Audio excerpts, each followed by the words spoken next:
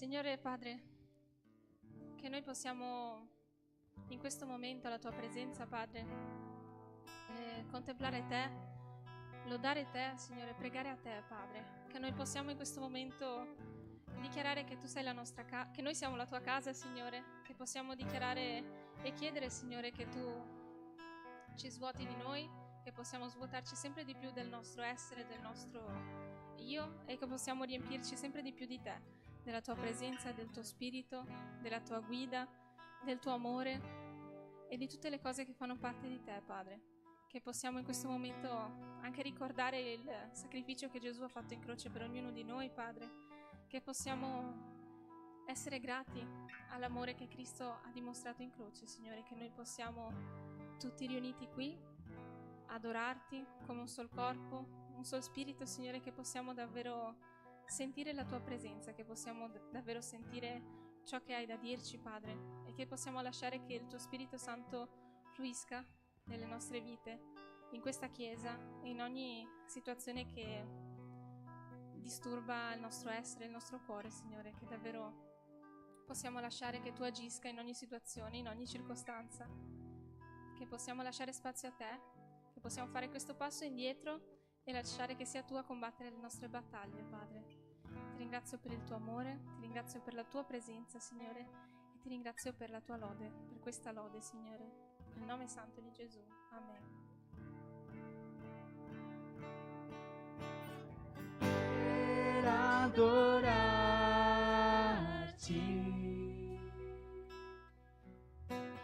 rendere grande il tuo nome, dare la lode che a te è dovuta. Siamo uniti qui.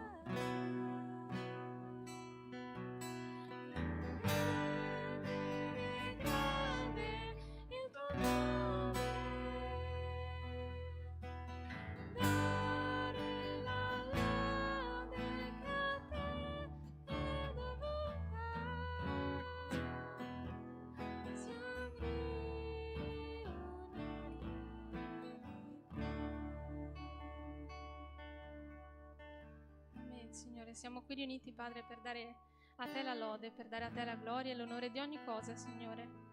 Che possiamo approfittare di questo momento in comunione, Padre, per farci forza a vicenda, Signore, che per sostenerci a vicenda, Signore, per poter sostenere il fratello che abbiamo accanto, Padre, o la sorella che abbiamo accanto, Signore.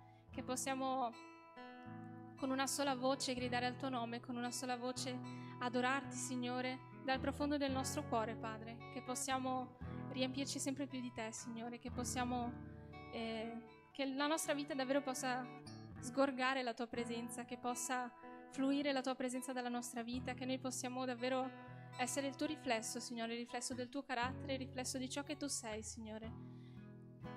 Probabilmente, Signore, questa sera ci sono tante persone che stanno aspettando magari una risposta da Te, una soluzione, o che stanno solo aspettando qualcosa ma non sanno magari neanche esattamente cosa, Signore. Che davvero in questo momento loro possano svuotarsi di se stessi, che possano riempirsi della Tua presenza, riempirsi del Tuo Spirito Santo, che possano ascoltare quello che gli stai dicendo, Signore, e che possano prendere la decisione di seguirti, seguire quello che Tu hai previsto per le loro vite, Padre, o che possano semplicemente ritrovare il coraggio di andare avanti, ritrovare la forza di andare avanti, Signore, che possano anche semplicemente ritrovare il coraggio per semplicemente parlarti o semplicemente per cantare a Te, Signore. Che davvero in questo momento noi possiamo arrenderci a Te, alla Tua presenza, e che possiamo lasciare che sia Tu a combattere per noi, che sia Tu a gestire le situazioni della nostra vita, Signore, perché se noi continuiamo a fare da soli non riusciremo ad andare avanti, faremo soltanto casini o confusione, Padre. Quindi, Signore, che possano scendere le Tue benedizioni su questa Chiesa, che da questa Chiesa possa manifestarsi il Tuo Spirito, che da ogni persona che è presente qui stasera, Signore, possa risplendere davvero la Tua presenza, risplendere la Tua persona, e che le persone attorno a noi possano riconoscere che ci sei Tu in noi, Signore. Ti ringrazio, Padre, per tutto ciò che hai fatto per noi, Signore. Nel nome santo di Gesù. Amen.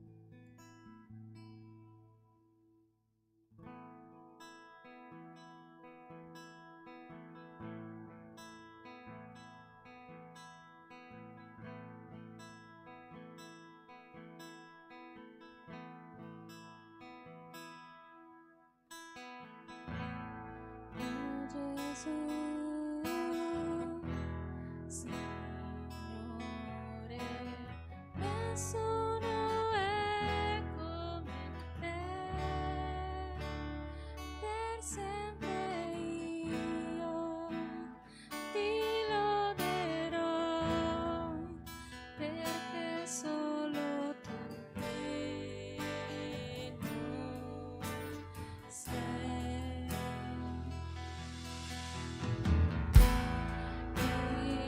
Rifugio sicuro, sempre in Te troverò.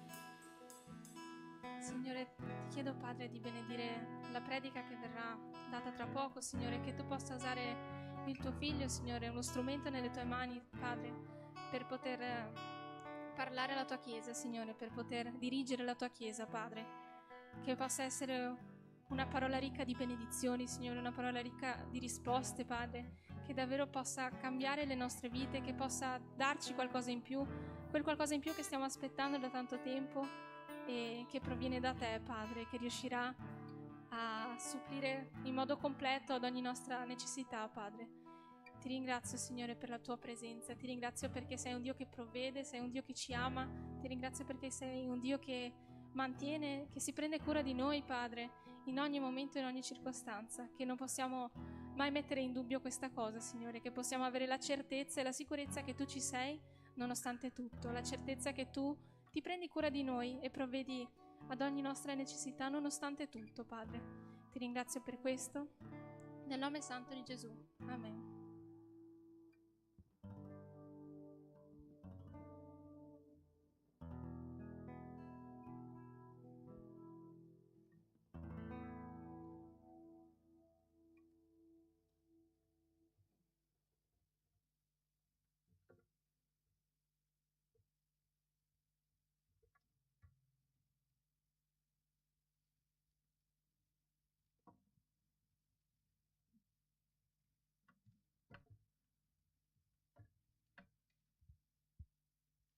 Amen. Ciao a tutti.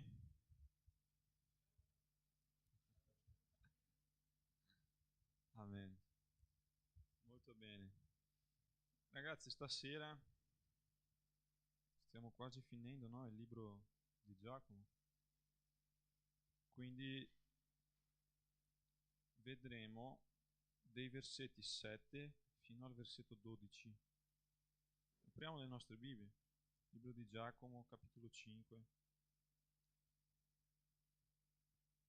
Leggiamo il testo.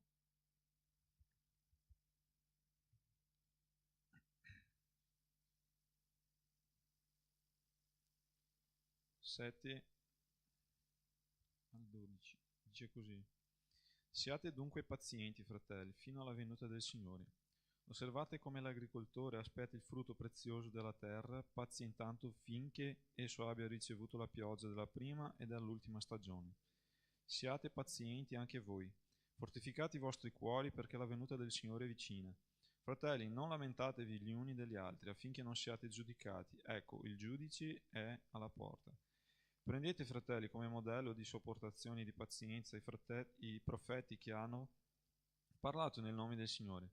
Ecco, noi definiamo felici quelli che hanno sofferto pazientemente. Avete udito parlare della costanza di Giobbe e conoscete la sorte finale che gli riservò il Signore, perché il Signore è pieno di compassione e misericordioso. Soprattutto, fratelli miei, non giurate né per il cielo né per la terra, né con altro giuramento, ma il vostro sì sia sì e il vostro no sia no, affinché non cadiate sotto il giudizio. Preghiamo. Signore, nel nome di Gesù, che la tua parola questa sera possa veramente parlare con noi, che la tua parola possa parlare ai nostri cuori, che il tuo Spirito Santo possa avere veramente una liberazione nella nostra vita affinché possiamo essere veramente liberi di tutto quello che ci sono delle catene nella nostra vita, affinché possiamo essere liberi, che il tuo Spirito Santo abbia libertà per parlare con noi, affinché possiamo veramente non solo capire il tuo messaggio, ma metterlo in pratica come abbiamo visto in tutto questo libro di Giacomo. Nel nome di Gesù, amen. Bene, allora, settimana scorsa quindi Samuel ha predicato per quanto riguarda l'inizio, no, del capitolo 5, che parlava un po' di quello che i ricchi facevano, no? E vorrei sottolineare, non soffermarmi qua un attimo, perché sappiamo che una cosa è collegata all'altra. Quindi, settimana scorsa abbiamo visto quindi che lui parlava appunto dei ricchi, no? E era come se fosse quindi una specie di avvertimento, no, ai ricchi, cioè stava rimproverando i ricchi, ma non il fatto che avevano soldi, ma il fatto che loro, il comportamento, no? Perché tutti noi sappiamo che non è il fatto dei soldi, cioè i soldi non sono un problema. Il problema è proprio il nostro comportamento, è la nostra motivazione. Ed era questo che Giacomo stava parlando. Quindi stava rimproverando proprio la motivazione, che loro volevano diventare ricchi a tutti i costi. E questa era una maniera sbagliata. E soprattutto sono arrivati al punto che trattenevano il loro stipendio, cioè di quei lavoratori, e che non è la cosa giusta. Quindi,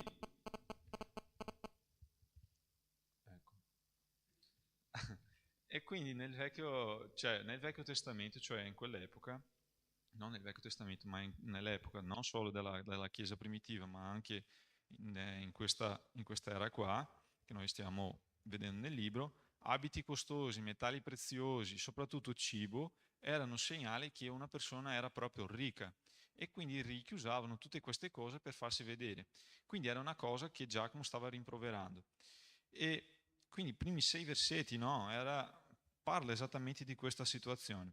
Quando arriviamo nel versetto 7, Giacomo quindi cambia un attimo la situazione, cioè prima parlava dei ricchi, adesso sta parlando alle persone quindi che ricevevano questa sofferenza, questa oppressione, diciamo così.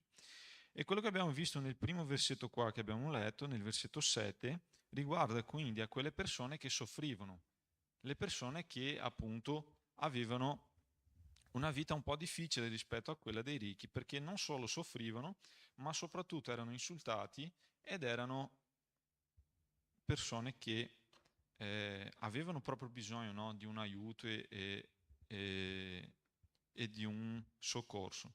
Quindi, quando noi vediamo questa situazione qua, il primo versetto, e quindi secondo me, non secondo me, ma penso che è esattamente questo che durante la settimana Gesù ha parlato nel mio cuore, stava cercando non solo di incoraggiarli, ma anche di avvertirli, perché si trattava di una cosa importante, cioè il loro comportamento. Perché pensiamo un attimo, se prima Giacomo stava parlando ai ricchi che dovevano avere un comportamento, pure dopo stavano parlando quindi ai poveri, perché anche loro dovevano avere un comportamento. E dove voglio arrivare? Cioè, se io uso di scusa un comportamento verso di me per giudicare quello che io sto facendo, è sbagliato. Quindi era questo che Giacomo stava dicendo, cioè voi che state subendo proprio queste oppressioni e tutto quanto non è una scusa affinché voi potete adesso in questo momento, cioè vivere come volete. Ma quindi qua Giacomo stava parlando appunto della prima cosa, cioè e che noi dobbiamo proprio pensare qua, cioè non trasferire la responsabilità, l'errore delle persone che sono verso di noi, ma appunto di cercare di prendere le decisioni giuste in base a quello che noi crediamo attraverso la nostra fede. E il primo punto che volevo trattare qua con voi è che Giacomo quindi nel versetto 7 sta dicendo del ritorno di Gesù, come abbiamo visto qua, no? Dice che i fratelli dovevano avere cosa? Pazienza. E in tutto questo, in tutti questi pezzi, no? Il pezzo qua, i versetti che abbiamo letto, il punto è la pazienza. Giacomo voleva trattare la pazienza, no? Del popolo, la pazienza del ritorno di Gesù, la pazienza in cui dovevano proprio avere come un modello i profeti, ed è la prima volta che vediamo la citazione di Giobbe nella Bibbia in maniera diretta, non in maniera indiretta, nel Nuovo Testamento, e quindi soprattutto nel fatto di dire qualcosa, cioè di usare la bocca, di usare la nostra lingua, per non dire una cosa che non sia vera, cioè il nostro sì sia sì, il nostro no sia no. Quindi il punto era la pazienza che voleva trattare. Quindi torniamo nel versetto 7, quando Giacomo dice così: siate dunque pazienti, fratelli, fino alla venuta del Signore. Quindi immaginate la situazione, i fratelli che subivano, no, l'oppressione, subivano tutte le cose brutte che una persona poteva subire, immaginate e mettetevi nei loro panni. E perché proprio c'è questa cosa, no, che questo volevo proprio soffermarmi qua, che il ritorno di Gesù, ma non sapevano quando Gesù sarebbe ritornato. E quindi quando uno subisce, no, questa cosa, può molto facilmente fare cosa? Mollare. Vieni proprio come una cosa scoraggiante, cioè adesso vedo che io faccio la cosa giusta, faccio le cose che veramente Dio vuole, e io vedo che questo qua, il ricco, fa delle cose sbagliate e si arricchisce ancora di più, è un fatto che noi ogni tanto cosa facciamo? Un paragono, che è il secondo punto che noi tratteremo dopo. Ma il fatto è che quando noi subiamo queste cose, la nostra tendenza è focalizzare nelle cose che loro stanno facendo verso di noi. E questo Giacomo stava proprio, no, avvertendo, guarda che dovete appunto avere i vostri occhi fissi nel ritorno di Gesù, perché lui ritornerà. Quindi il primo punto è Gesù ritornerà. Chi crede in questa cosa qua? Amen? Quindi Giacomo stava dicendo Gesù ritornerà. Non sappiamo quando, non sappiamo in che momento, ma ritornerà. Questa è la nostra certezza. Quindi la nostra fede in quel momento, la fede di quel popolo era provata. Cioè non sapete quando Gesù ritornerà, ma ritornerà. Quindi non prendete queste cose che state subendo e usate come scusa appunto nel punto di dimenticarsi di Dio. Cioè Gesù ritornerà, non mollate, perché Lui ritornerà. Logicamente che prendendo tutto il contesto, ma Lui stava parlando proprio del ritorno di Gesù. E una cosa interessante è che quando noi subiamo queste cose, la prima domanda, quando la nostra fede è provata, la prima domanda che facciamo che cos'è? Dove sei Dio? E proprio perché guardiamo la situazione, come vi avevo detto, io faccio le cose giuste, ma come mai questo qua continua ad arricchirsi? Quindi io credo fortemente, no, in questa cosa e soprattutto io penso che noi dobbiamo focalizzare in quel regno che verrà, quando Gesù ritornerà. Non dobbiamo focalizzare qua, in questo mondo, dobbiamo focalizzare là. Oggi stavo parlando di questa cosa, no? Quando Gesù è stato tentato nel deserto, e il diavolo arriva verso di lui e gli fa, ma perché non trasformi questa pietra in pane? E Gesù ha detto, perché non solo di pane vivrà l'uomo, ma di ogni parola che esca dalla bocca del Signore. Gesù non stava dicendo che il pane, cioè il cibo fisico, non era importante per noi. Gesù stava dicendo che il sovrannaturale, cioè la parte spirituale, deve proprio sovrappone la parte naturale. Quindi abbiamo la nostra vita qua, abbiamo le nostre cose qua, ma noi non possiamo dimenticare che la parte spirituale è la cosa più importante che abbiamo nella nostra vita. Quindi possiamo avere delle difficoltà, possiamo avere delle cose qua, però noi aspettiamo il nostro Signore. Ed era questo che Giacomo stava trattando qua. Quindi lì non ci sarà frustrazione, non ci sarà il pianto, cioè non ci sarà nemmeno quella persona che ascolta il trap durante tutta la settimana, che ascolta il trap vicino a te, cioè, ma scusa, c'è qualcuno qua che piace il trap? La canzone? No? Amen. Se no a fine culto vi chiamavo qua davanti per pregare proprio per voi. Non ci sarà proprio quel vicino di casa che sposta la sedia, che fa quel rumore al 5 del mattino. Cioè, non ci saranno queste cose. Ci sarà solo la lode verso il nostro Signore, che diremo santo, santo, santo, santo. Lì saremo con Lui. Quindi il ritorno di Gesù.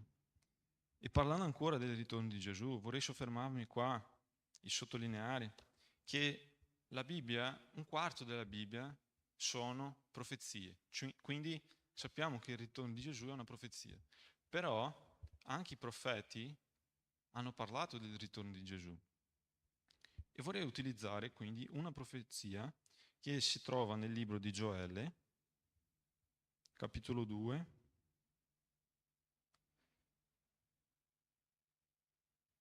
versetto 23 al versetto 24,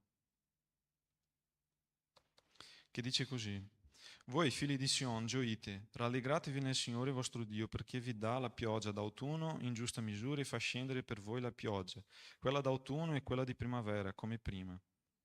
Le aie saranno piene di grano e i tini traboccheranno di vino ed olio. Gioele quindi stava parlando del futuro, era una profezia. Avete notato qua che lui qua parla della pioggia d'autunno e la pioggia di primavera? È la stessa cosa che ha usato, no, Giacomo, è la stessa pioggia. Quindi interessante che quando Gioele ha scritto questa cosa qua, se noi leggiamo tutto il contesto, sta parlando proprio di un risveglio. Era di un risveglio che doveva arrivare per il popolo. Quindi, se questo risveglio doveva arrivare per il popolo, sappiamo che questo è accaduto un po' più avanti, giusto? Ricordate, no, il capitolo 2 di Atti degli Apostoli, quando c'è stata quindi il Pentecoste, cosa è successo dopo? Pietro ha iniziato a predicare e guarda cosa Pietro ha citato.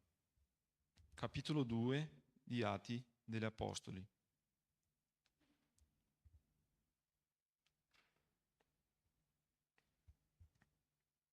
Versetto 16. Ma questo è quanto fu annunciato per mezzo del profeta Gioele.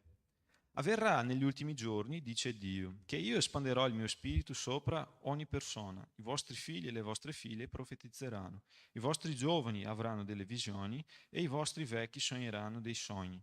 Anche sui miei servi e sulle mie serve in quei giorni espanderò il mio spirito e profetizzeranno. Farò prodigi su nel cielo e segni giù sulla terra, sangue e fuoco e vapore di fumo. Il sole sarà mutato in tenebre e la luna in sangue, prima che venga il grande e glorioso giorno del Signore, e avverrà che chiunque avrà invocato il nome del Signore sarà salvato. E si ferma lì. Interessante che Pietro stava proprio citando questa profezia del Vecchio Testamento ed era proprio compiuta in quei giorni dove è arrivato lo Spirito Santo come lingue di fuoco. Allora, quello che dobbiamo pensare qua è che se era una profezia, si è compiuta lì, però dobbiamo capire che in quel momento lì Pietro si è fermato. Alcuni teologi dicono che ci sono delle profezie che sono replicabili, cioè succede qua, ma si ferma, ma succederà anche nel futuro, che è in questo caso qua. La profezia di Gioele sta parlando esattamente del futuro, ma che è compiuta nei giorni di Pietro con lo Spirito Santo, ma che si compierà anche nel futuro con la pioggia d'autunno e la pioggia di primavera. Interessante che in Brasile non è che vediamo, sai, spesso una cosa del genere, ma quando sono arrivato qua in Italia, che tutte le stagioni erano già molto, sai, ben definite, diciamo così, io vedevo appunto la stagione, cioè inverno che era veramente freddo, estate che è veramente caldo, quindi noi vediamo queste cose. Interessante che quando lui parla di piogge, noi quando andiamo all'agricoltura e quando Giacomo sta parlando dell'agricoltore, prima quindi, prima di seminare, cosa succedeva? Pioveva. Quindi pioveva, loro aravano la terra, seminavano e durante tutti quei 4 mesi dell'anno che erano molto caldi, cosa succedeva? Non pioveva. E quindi c'era la seconda pioggia, quella di primavera, che era proprio la pioggia del raccolto. Quindi, esatto, e quindi c'era questa pioggia del raccolto. La cosa interessante che noi dobbiamo vedere è che quindi la profezia di Gioele è compiuta nei giorni di Pietro, la pioggia di autunno. Durante questo periodo è il periodo in cui non piove e poi piove per arrivare quindi il tempo del raccolto. Noi se andiamo sulla storia vediamo che l'era delle tenebre, diciamo così, della Chiesa è stato dopo il 450 più o meno 500 fino al periodo in cui c'è stata quindi la riforma protestante, il periodo delle tenebre. C'è stata la prima pioggia, c'è stato un risveglio dalla parte della riforma protestante e adesso noi capiamo che prima di arrivare il nostro Signore Gesù ci sarà un grandissimo risveglio. E perché vi parlo questa cosa? Non so se avete notato, no, sull'Instagram, ci sono diverse storie in cui il Vangelo è predicato in mezzo al popolo europeo. Questa è una cosa che tante persone non vedevano, ma adesso sta succedendo. Non so se guardate il telegiornale e tutte queste cose, le guerre che stanno succedendo all'intorno del mondo sono tutti segni che Gesù aveva già detto nel capitolo 24 di Matteo. Però questo risveglio, questa cosa che noi aspettiamo tanto e crediamo tanto, che prima che Gesù ritorni da noi, ci sarà questo risveglio. Quindi tutte le persone saranno colpite per lo Spirito Santo, tutte le persone conosceranno e praticamente diranno che Gesù Cristo è il nostro Signore, quindi sarà in questo periodo di risveglio. In Olanda, se non so se avete visto, la gente è proprio battezzata in mezzo alla piazza. Ci sta arrivando un risveglio, ragazzi. Ma quando Gesù ritornerà? Pietro, continuando a parlare, nel capitolo 3, nel versetto 21, leggiamo pure il 20, dice così, 19, ravvedetevi dunque, convertitevi, perché i vostri peccati siano cancellati, e affinché vengano dalla presenza del Signore dei tempi di ristoro, e che Egli mandi il Cristo che vi è stato predestinato, cioè Gesù, che il cielo, adesso facciamo attenzione qua, che il cielo deve tenere accolto fino ai tempi della restaurazione di tutte le cose di cui Dio ha parlato fin dall'antichità per bocca dei suoi santi profeti.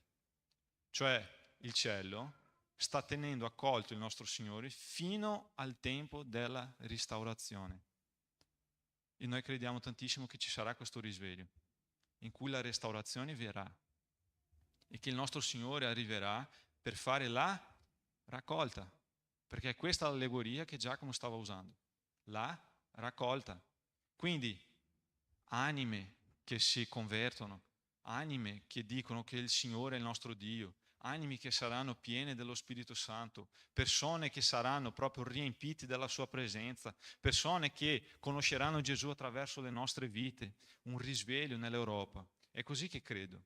Ma questo inizia da noi, inizia dal punto in cui noi capiamo la profezia, ma soprattutto quando noi ci riempiamo dello Spirito Santo e possiamo andare a predicare e possiamo andare a dire alle persone che Gesù ritornerà e Lui ritornerà.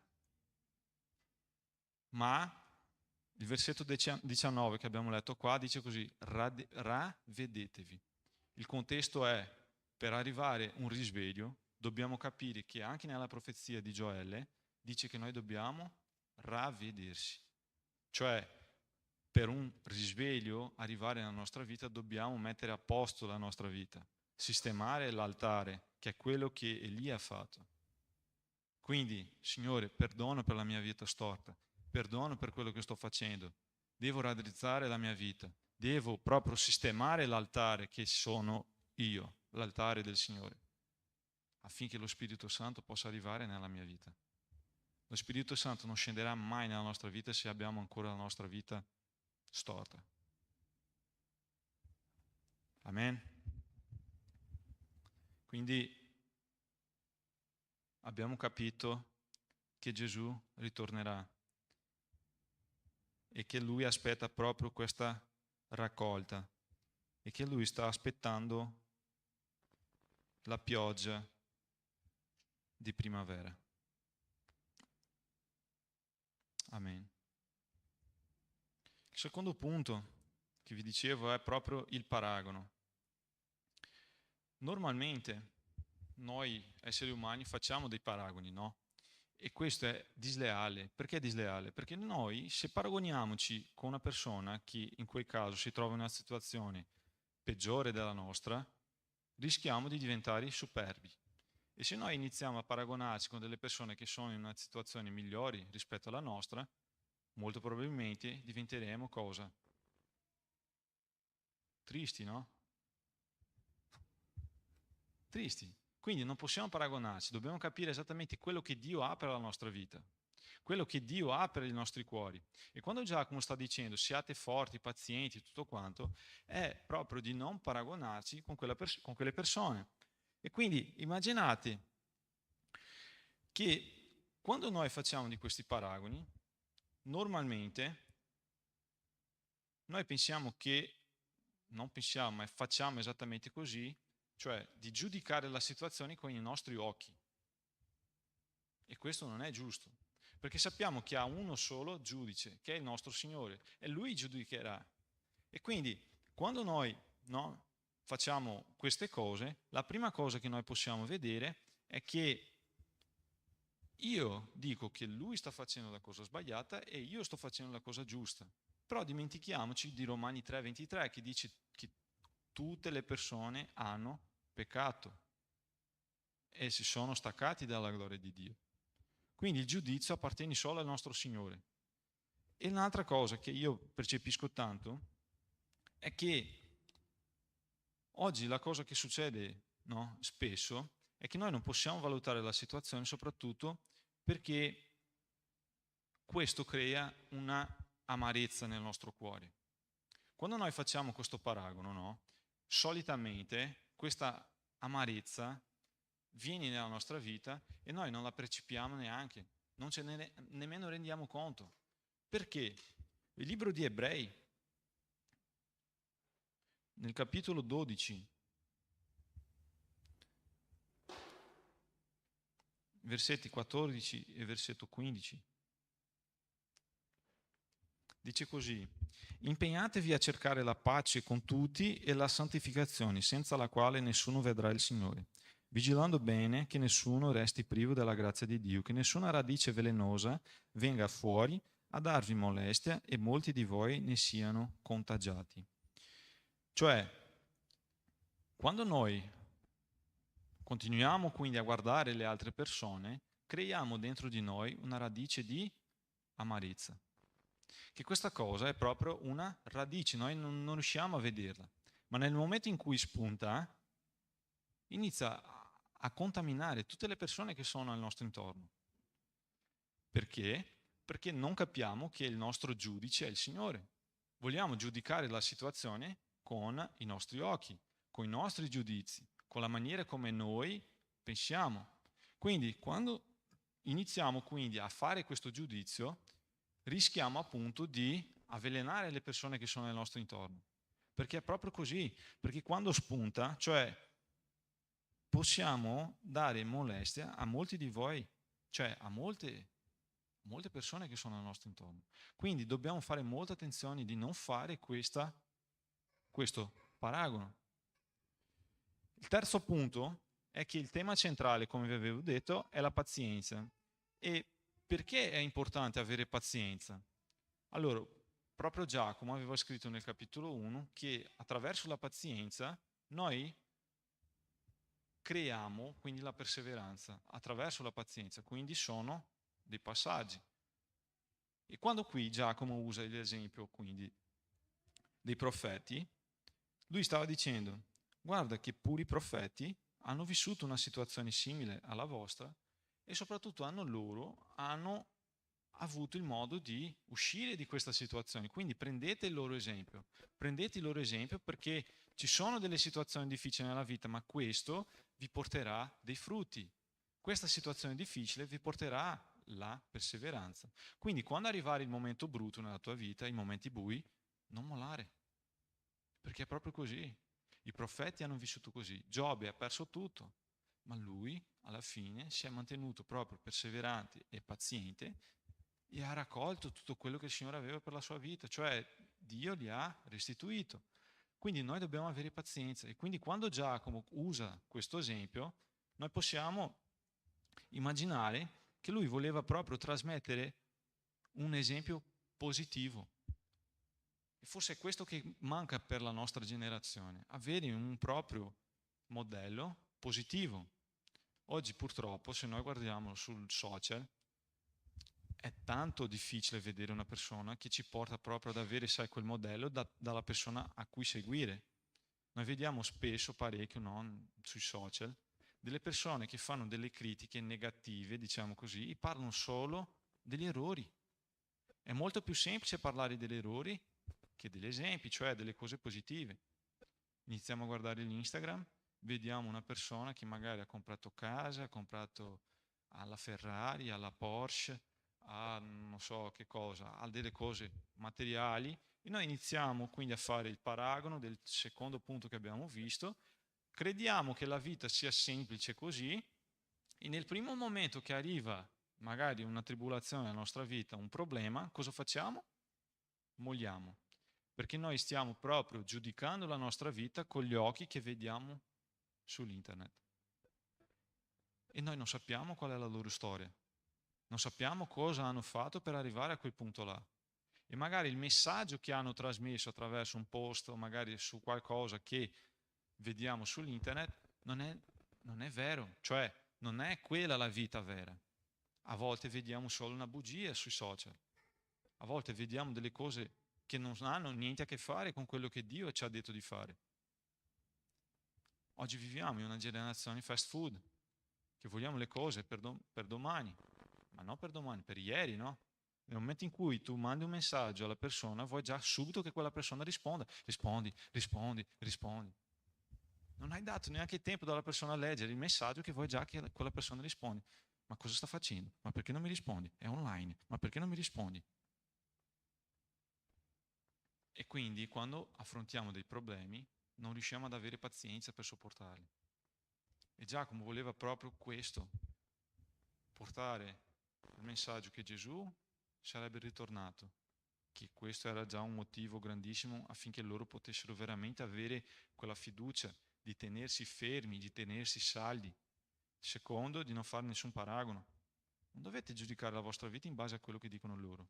Il Salmo 37, versetto 7, dice che noi non dobbiamo fare questa cosa. Leggiamo il Salmo. Salmo 37.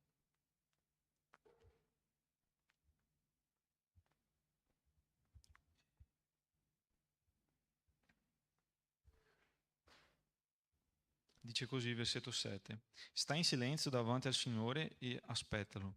Non adirarti per chi prospera nelle sue imprese, per l'uomo che ha successo nei suoi malvagi progetti. Cessa dall'ira e lascia lo sdegno. Non adirarti. Ciò spingerebbe anche te a fare il male, poiché i malvagi saranno sterminati, ma quelli che sperano nel Signore possederanno la terra.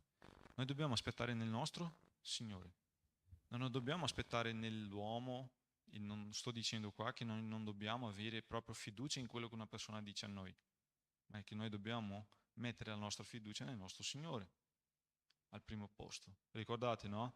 Lo spirituale deve proprio avere un'importanza molto più grande nella nostra vita rispetto alla parte naturale.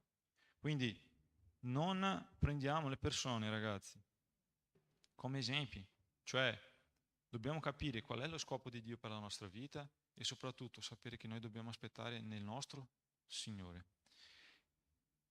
Allora, il quarto punto, quindi, arriviamo qua al versetto 12,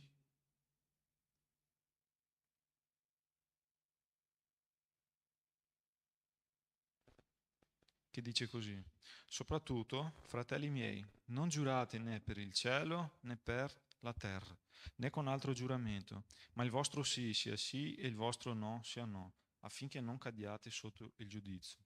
Quando vi dicevo, no, che Giacomo quindi basava il suo insegnamento, cioè tutti i suoi insegnamenti su quello che Gesù aveva insegnato, questa è una cosa che il proprio nostro Signore Gesù aveva detto.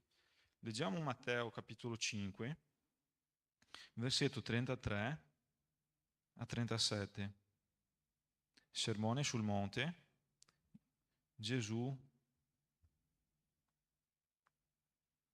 dice così: avete anche udito che fu detto agli antichi, cioè ai vostri, a quelli, i profeti, no? Non giurare il falso, dà al Signore quello che gli hai promesso con giuramento. Ma io vi dico, non giurate affatto né per il cielo perché è il trono di Dio, né per la terra perché è lo sgabello dei suoi piedi, né per Gerusalemme perché è la città del grande re. Non giurare neppure per il tuo capo poiché tu non puoi far diventare un solo capello bianco o nero, ma il vostro parlare sia sì, no, no, poiché il di più viene dal maligno. Quando Gesù aveva citato no, questa cosa qua, stava parlando proprio della legge di Mosè. Levitico 19, versetto 12, parla appunto di questa cosa. Deuteronomio, capitolo 23, versetto 21 e Numeri, capitolo 30, versetto 2. Parlava appunto dei voti, cioè se una persona aveva proprio il desiderio di giurare, perché nell'epoca, nella cultura loro, c'era proprio questa necessità di giurare, perché avevano una sfiducia grandissima. avevano proprio questa sfiducia di portare quella credibilità in quello che stavano dicendo. È come se io oggi dicessi così: no, sto giurando per la mia mamma. E tutti noi sappiamo che quando mettiamo la nostra mamma, la cosa è diventata seria, no? Ad esempio, ho vinto Federico alla Play. Potete chiedere al mio fratello, se volete potete chiedere anche alla mia mamma, perché l'ho vinto. Perché magari vogliamo proprio portare quella fiducia di quello che stiamo dicendo. Ed era questo che il popolo faceva, cioè portavano fiducia attraverso la persona che era più alta rispetto a loro. E quindi per quello che Dio in quel momento è sceso là e ha detto così: se avete questa la vostra cultura, quindi giurate per il mio nome, perché io non cambio. Potete giurare perché io non cambio. La mia parola è questa, è dritta, non fa delle curve. Io vado dritto. Quindi potete giurare per il mio nome.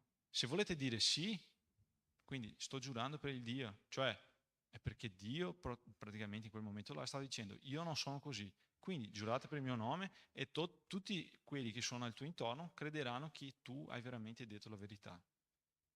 Però adesso Gesù sta cambiando la cosa, sta dicendo: guarda, che non potete mai giurare per il nome del nostro Signore, ma non perché non ha più una validità, ma perché adesso le persone devono proprio credere a voi. Ed è interessante che quando noi abbiamo letto, no? Questo qua, il versetto di Giacomo, il capitolo 5, il versetto 12 dice così: non cadiate sotto il giudizio. Se noi andiamo nell'originale greco, dice ipocrisia. E che cos'è l'ipocrisia? È fare finta di essere una cosa che noi non siamo. Cioè, è proprio fare, come dicono i napoletani, sceneggiate. Quindi faccio le sceneggiate. Noi dobbiamo avere proprio la nostra parola, che deve avere proprio valore. Se io dico sì a una persona, è sì. Io mi ricordo, no? Adesso vedrete che guadagnerò dei punti. Nel giorno 18 di gennaio di 2025, io davanti a una persona ho detto che volevo proprio sposarla fino alla fine della mia vita. Ho fatto dei voti. Ho detto pure che non lasciavo più la mia borsa, no, del calcio in mezzo al salotto. Ho detto anche che nel momento in cui avessimo pagato tutte le nostre, diciamo così, bollette del nostro matrimonio, avremmo cambiato il divano. Non è arrivata ancora, ma lei... Quindi ho detto sì. Ho fatto un voto con lei. E lei ha creduto perché io ho detto di sì. E non ho avuto bisogno, sai, di giurare per il nome del nostro Signore. Perché devo essere una persona coerente. Tutto il capitolo di Giacomo, diciamo così, possiamo fare un riassunto di quello che noi crediamo, è proprio quello che noi facciamo. Che non possiamo cadere sul giudizio perché noi dobbiamo portare fiducia a quello che diciamo. Io non posso dire che il mio Signore arriverà, non posso dire che sto aspettando il ritorno del mio Signore, ma nella prima difficoltà sto mollando. Io non posso dire che sono cristiano e non amare il mio fratello, che questa è ipocrisia. Il mio sì è sì, il mio no è no. Se io dico che vengo in chiesa perché devo suonare, devo venire, perché ho dato la mia parola. Se io ho detto che vengo in chiesa perché la persona mi ha invitato, devo venire. Non importa se dopo ho cambiato idea. È la mia parola. Non importa se io ho detto alla mia mamma che da domani metterò a posto la mia camera, che non lascerò le cose sopra, sai, il letto, che non lascerò l'asciugamano bagnato sopra il letto, ma se io ho detto di sì, devo farlo.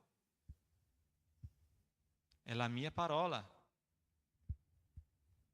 Non importa se io ho detto di sì alla mia moglie che laverò dei piatti, che metterò a posto la cucina e dopo non lo faccio. Ehi, hai dato la tua parola. Ed è interessante che è diverso il confronto del richiamare. Ed è una cosa che noi abbiamo parlato di questa cosa, no? Due giorni fa.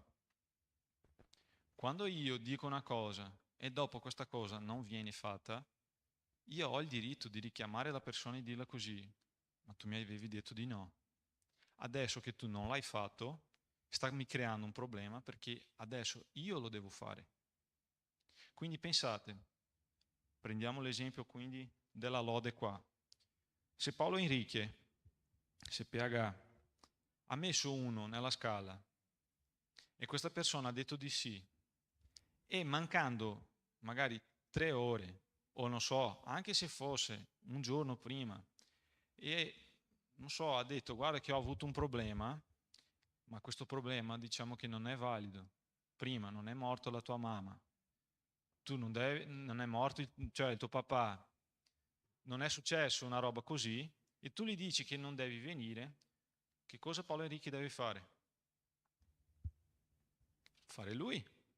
Quindi tu, quando hai preso un impegno, se tu non lo fai, assolutamente un'altra persona lo deve fare al posto tuo. E questo non è sì, questo è sì, no.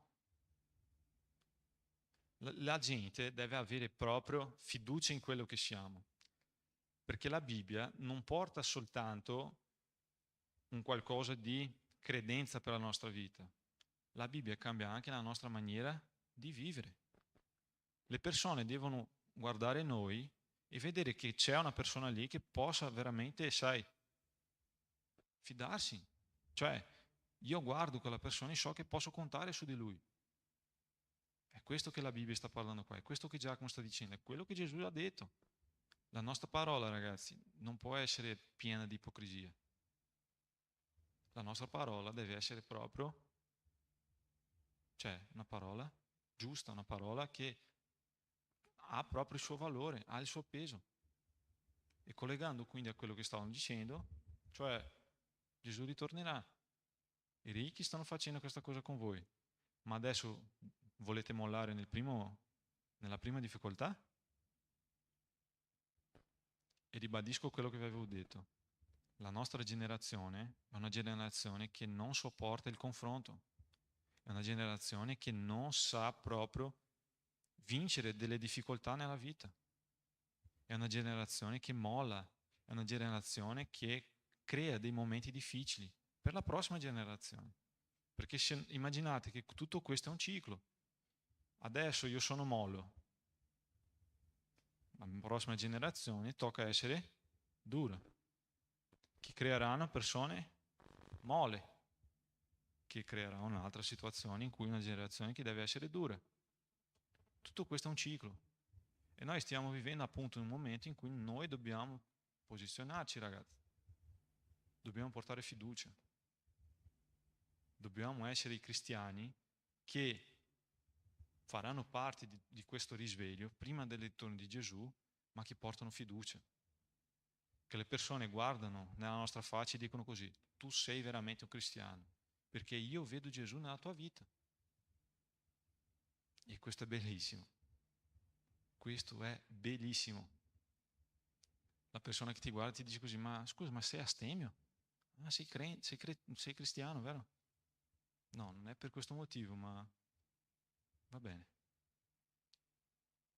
Non vedo che, cioè, non vedo che esce dalla tua bocca delle parolacce. Sei cristiano, vero?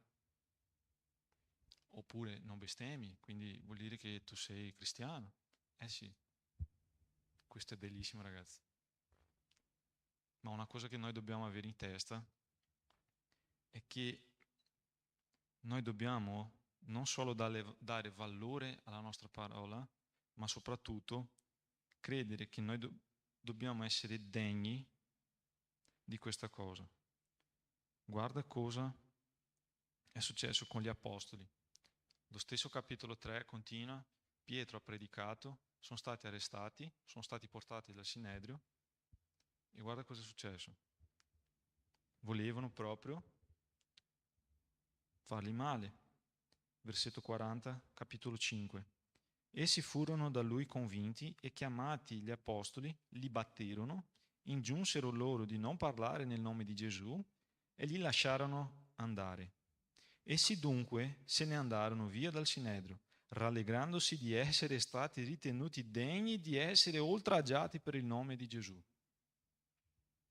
Gli apostoli erano contenti di aver preso delle botte, perché avevano lo Spirito Santo. Quindi Gesù ha detto: dovete soffrire per il mio nome. Adesso che siete con me, che avete deciso quindi di camminare con me, che mi avete dato la vostra parola, perché siete proprio diventati i miei discepoli, ma vi aspetterà una lunga strada, e questa strada non vi porterà solo delle cose belle, vi porterà anche delle cose brutte. E loro cosa hanno detto? Siamo contenti. Quando lo Spirito Santo è arrivato, dai, battete ancora di più, perché è questo che voglio, perché è proprio quello che voglio, che il nome del Signore sia proprio riconosciuto, è questo che voglio. Magari noi qua siamo preoccupati perché il nostro telefono si è rotto, perché magari la mamma non ha cucinato niente, e i discepoli erano proprio contenti di essere proprio presi a botte, ma perché hanno dato la loro parola. E quindi che la nostra vita, ragazzi, non sia piena di ipocrisie, che quando arrivare proprio una difficoltà nella nostra vita possiamo avere pazienza, di aspettare il momento giusto, di guardare le persone con del modello positivo nella nostra vita, che ci portano proprio un modello positivo, e soprattutto credere che la nostra perseveranza farà che un giorno saremo in cieli con il nostro Signore, perché questo è il proposito di cui dobbiamo avere bene in testa, essere pazienti qua affinché possiamo ereditare la vita eterna con il nostro Signore. Amen. Gruppo di lode, e vorrei pregare per voi in questo momento.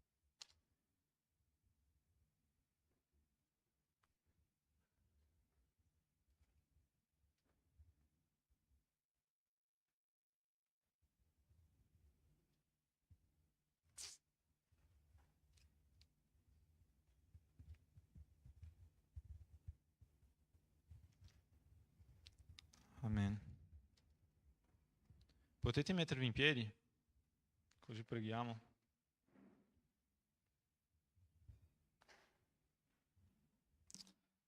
Amen.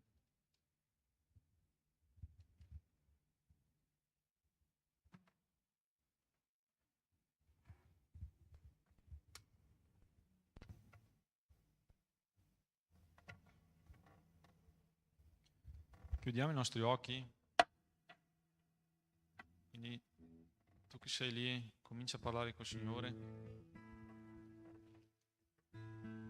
E se tutto questo che è stato predicato stasera ti ha colpito in una maniera, non so, particolare, inizi proprio a pregare, a parlare col Signore e chiedere proprio che il Signore possa fare la differenza nella tua vita, possa fare veramente, portare dei frutti nella tua vita. In quella maniera personalizzata che il Signore ha predicato, ha parlato con te, che sia proprio questo il motivo per il Signore lavorare nella tua vita. Sono convinto che quando Dio parla con noi, quando Dio vuole veramente cambiare qualcosa nella nostra vita, parla di maniera molto obiettiva in quel punto, e che magari quello che ti è venuto in mente adesso è proprio quello che il Signore vuole parlare con te. Quindi tu hai proprio la libertà in questo momento di chiedere questo lavorare del Signore nella tua vita, questo cambiamento. Preghiamo, Signore, nel nome di Gesù, che tutti i miei fratelli che sono qua stasera con me, che possano veramente, Signore, ricevere del tuo Spirito Santo, ricevere, Signore, la tua presenza, ricevere, Signore, la tua grazia, ricevere, Signore, il tuo perdono, ricevere, Signore, la tua pace, ricevere, Signore, lo Spirito Santo affinché possano veramente, Signore, essere riempiti dalla Tua presenza, ma soprattutto, Signore, di non trascurare, Signore, il ritorno del Signore Gesù nella nostra vita.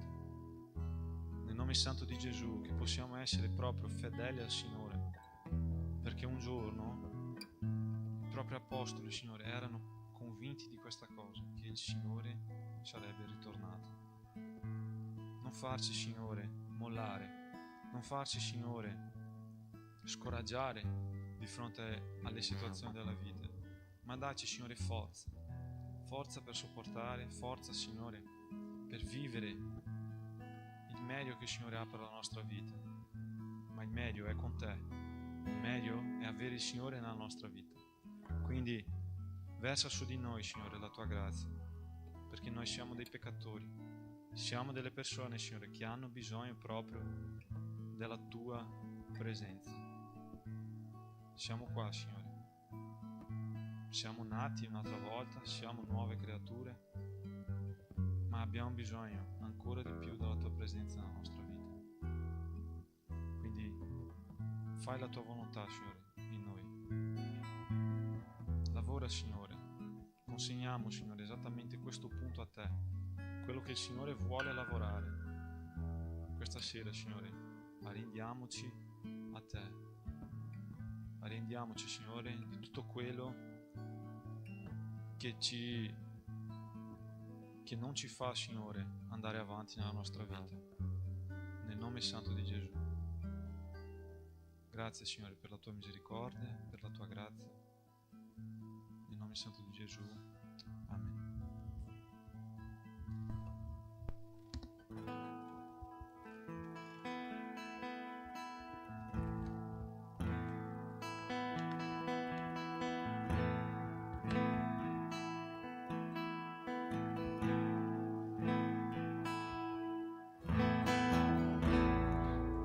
Gesù, Signore,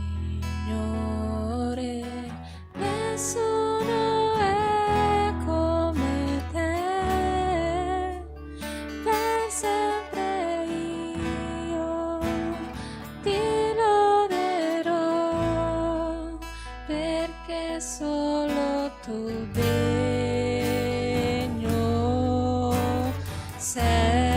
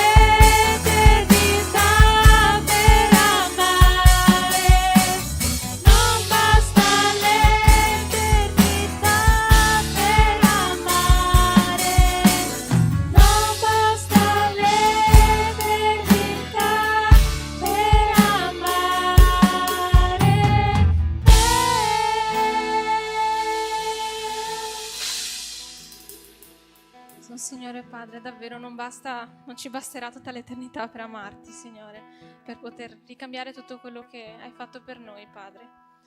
Ma il bello di tutto questo è che non dobbiamo fare niente per ottenere niente, Signore, il tuo amore, non dobbiamo fare più di tanto, Signore.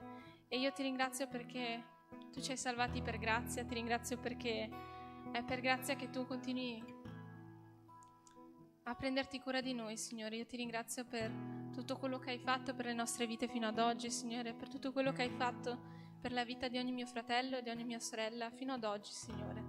Ti chiedo che tu possa continuare a benedire le loro vite con la tua presenza e la tua guida, che tu possa davvero continuare a benedire le loro vite con la tua saggezza, che noi possiamo davvero risplendere la tua luce, Signore, che possiamo riflettere ciò che tu sei, che le persone possano riconoscere che tu abiti in noi, Signore, che possano vedere ciò che c'è di diverso in noi e che possano sentire il calore del tuo amore, Signore, perché il tuo amore non si ferma a noi, a questa chiesa, ma il tuo calore, il tuo amore è per ogni persona su questa terra, Signore, che davvero noi possiamo compiere la tua volontà per le nostre vite su questa terra, che possiamo davvero imparare ad essere perseveranti, Signore, che tu possa benedirci con disciplina, Signore, con perseveranza, che possiamo impegnarci, Signore, che possiamo magari smettere di aspettare che scenda qualcosa dall'alto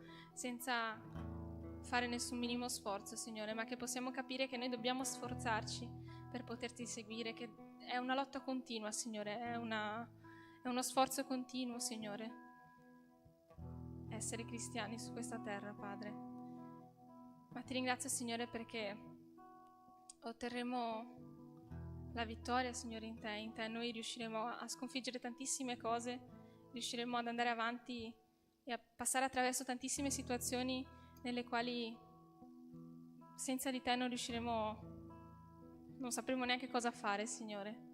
Che tu possa forgiare le nostre vite, che noi possiamo davvero passare attraverso questo processo di forgiatura, Signore, che possiamo passare attraverso questo fuoco affinché noi possiamo risplendere la tua luce, che possiamo essere purificati da te, Signore, in ogni area delle nostre vite, Padre. Purificaci, Padre, e rendici sempre più simili a te, Signore. Nel nome santo di Gesù. Amen.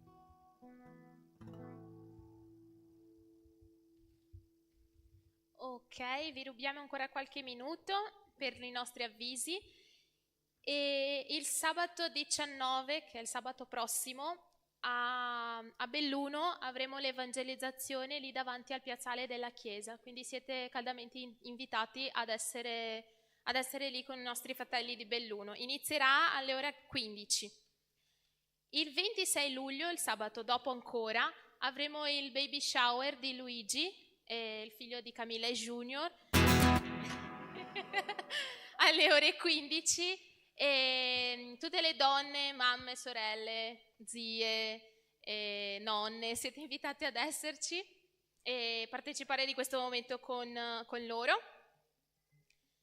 Per i piccoli gruppi stasera, le adolescenti e le giovani fanno insieme con la Marsia, gli adolescenti maschi e i giovani maschi fanno insieme con Paolo Enrique, ok?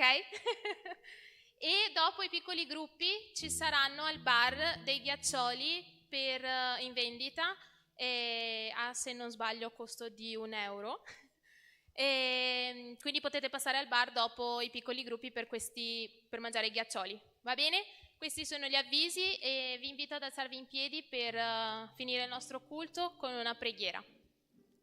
Signore, ti ringraziamo, Padre, per questo incontro, ti ringraziamo, Signore, per tutto quello che tu sei nelle nostre vite. Oh Padre, grazie, Signore, per la tua parola, che noi possiamo, Signore, avere il desiderio, Signore, di assomigliarci ogni volta di più a te, oh Padre. Porta, Signore, ai nostri cuori, Signore, il tuo amore, oh Padre, che noi possiamo avere dei cuori puri, Signore, dei cuori contritti verso il Signore, oh Padre. Grazie, Signore, per ogni persona qua presente, per ogni persona che ci guarda dalla live, oh Padre. Benedisci la vita di ognuno, oh Padre, e che tu possa, Signore, guidare la nostra vita, Signore, in ogni momento. Nel nome di Gesù. Amen. Ciao!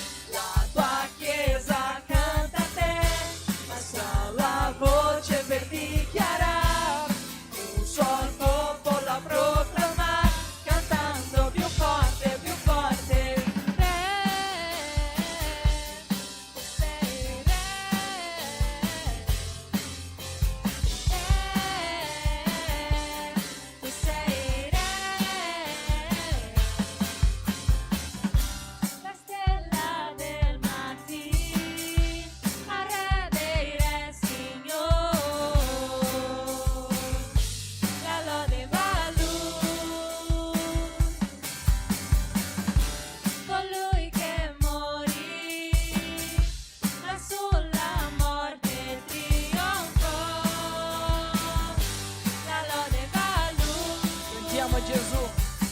Gesù, tu sei il Re, regna nei nostri cuori. Tu hai il regno ed il potere per sempre. Amen. La tua chiesa canta a te, alza la voce per dichiarare, un sol popolo a proclamare, cantando più forte, più forte. La tua chiesa canta a te, alza la voce per dichiarare, un sol popolo a proclamare, cantando più forte, più forte. Tu sei Re,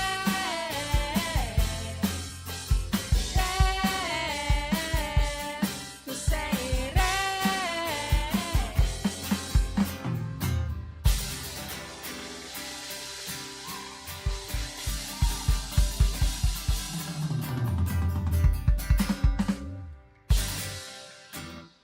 Amen. Ciao.